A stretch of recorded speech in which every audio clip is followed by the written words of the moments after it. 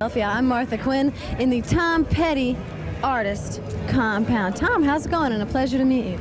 Well, it's going. Some legends are born under spotlights and applause, but others rise from dark hallways, bruised childhoods, and voices they never heard anyone else protect. This is the story of Tom Petty, the kid from Gainesville, Florida, who grew up in fear, escaped through music, and carried one secret that haunted him until the final day of his life. He became a rock icon, a voice for millions, a man who refused to back down. But before he passed, Tom Petty revealed one heartbreaking regret, one moment he wished he could rewrite. Tonight, we uncover the truth he never escaped, and the memory that followed him forever. On October 20th, 1950, at exactly 5:01 p.m., Thomas Earl Petty came into the world in a quiet, tree-lined neighborhood called the Duck Pond in Gainesville, Florida. His mother, Kitty, worked at the local tax office and was gentle, kind, and full of music. His father, Earl, was a traveling salesman who came home with more anger than affection. From the outside, the house looked peaceful. Inside, it echoed with yelling, fear, and punishment long before Tom even learned to read. By age 5, the beatings had already begun. One day in 1955, young Tom accidentally chipped the fin of a shiny 1955 Cadillac while playing with a slingshot. The angry driver marched straight to their house. When Kitty heard what had happened, she leaned down and whispered to Tom, "This is bad. Your father won't like this." She was right. That night, Earl took off his belt and hit the child until his skin was covered in raised welts. Kitty and Tom's grandmother laid him on the bed, gently cleaning the wounds while he tried not to cry. He would learn early to go still, silent, invisible when his father walked into the room.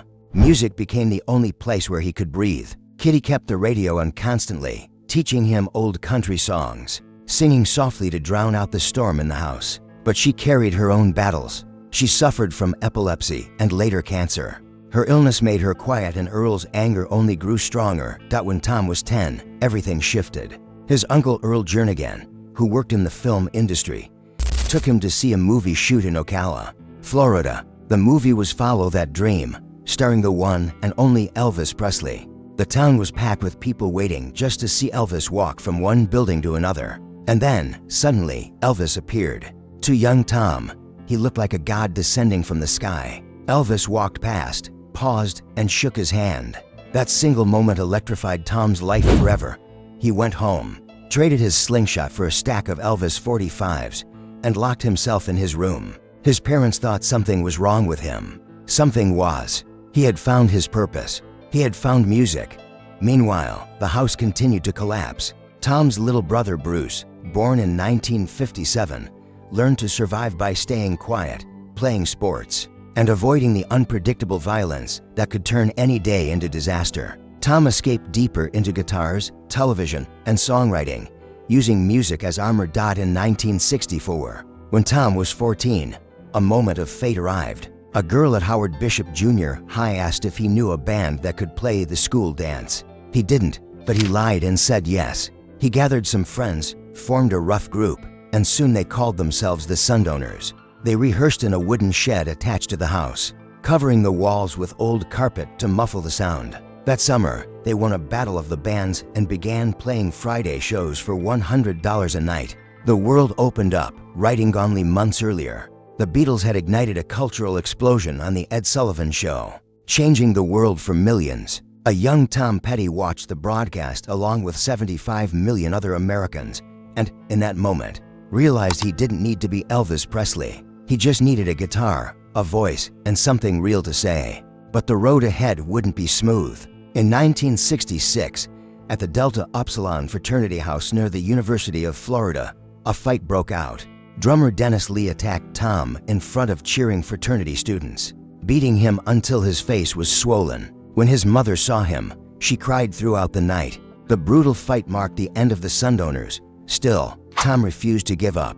After graduating, he met guitarist Mike Campbell, forming a partnership that would reshape American rock. Together with keyboard prodigy Benmont Tench, they formed the band Mudcrutch, which became a legend across Florida. They rehearsed at a worn-down farmhouse nicknamed Mudcrutch Farm, performing sweaty shows in bars like Dub's Steer Room while working day jobs landscaping.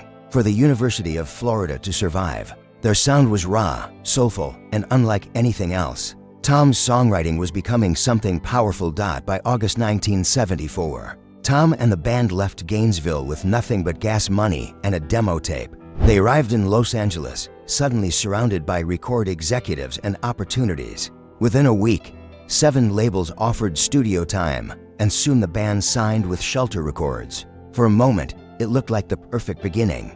They lived in LA houses with pools, parties, and chaos. But pressure tore Mudcrutch apart, and by 1975 the band dissolved. Then fate intervened.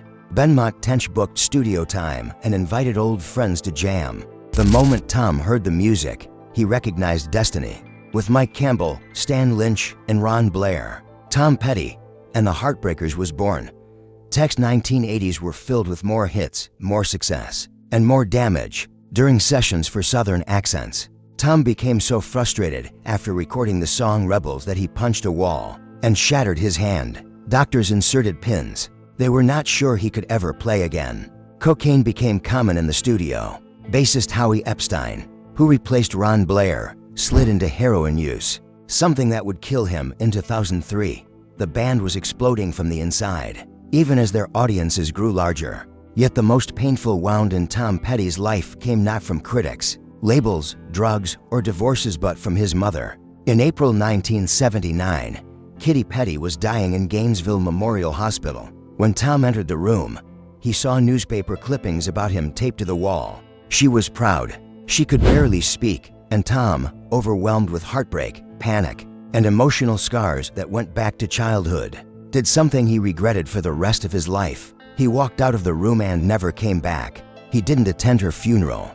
His brother Bruce went instead. Years later, Tom called it the most cowardly thing I ever did, and the guilt stayed with him forever. He tried to keep going. He worked, toured, played, recorded, and even joined a supergroup.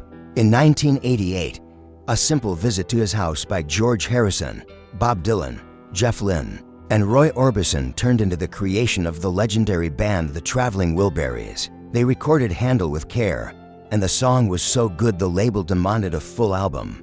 Their debut record sold over 3 million copies. But tragedy struck again when Roy Orbison died in December 1988. The magic changed. Throughout the 1990s, Tom wrote some of his greatest music. Albums like Wildflowers were so deep, stripped bare, honest portraits of a man falling apart. The divorce from Jane was finalized in 1996, and soon after, Tom spiraled into heroin addiction himself. He hid it, even from his new partner Dana York, who eventually helped him get clean. By the 2000s, Tom's body was deteriorating. He had emphysema, bad knees, and a fractured hip that never healed. Yet he kept touring. He refused to quit. In 2017, during the 40th anniversary tour, he performed 53 shows across the United States and Europe. Fans saw the smile, the stage confidence, the rock legend. They did not see that he was being driven backstage in a golf cart because he could barely walk. On September 25, 2017, Tom Petty played his last show at the Hollywood Bowl. 7 days later, on October 2, 2017, he was found unconscious in his Malibu home. He died that evening from organ failure due to a mixture of powerful pain medications, including fentanyl. He was 66. After his death, his family released collections like An American Treasure and Wildflowers and all the rest, uncovering lost recordings, alternate takes, handwritten lyrics, and the raw soul of a man who poured everything into his music because he didn't know how else to survive. In the end, Tom Petty said the thing that haunted him most wasn't the lawsuits, the broken bones, the addictions, the bankruptcies, or the pressure of fame. It was the people he left behind: the mother dying alone in a hospital room, the bandmates who needed help he wasn't able to give, the wife whose pain he couldn't heal, the friends who slowly slipped away. He once said, "I ran from the pain. I was a coward, but the world never saw a coward. They saw a fighter who turned wounds into music that healed millions. They saw a boy from Gainesville who refused to quit, a storyteller who poured truth into every song, and a legend whose heart never backed down."